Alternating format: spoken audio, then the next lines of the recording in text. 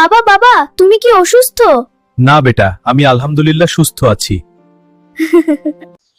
কিন্তু দেখছো, কখনো কখনো বাবা একটু দুর্বল লাগতে পারে। এটা কোনো অসুস্থতা নয়, কেবল শরীরের প্রয়োজন।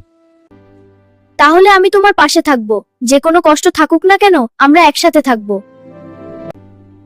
বেটা, তুমি আমার জীবনের সবচেয়ে বড় আশীর্বাদ। বাবা তুমি আর কেঁদো না। আমার সোনা ছেলে।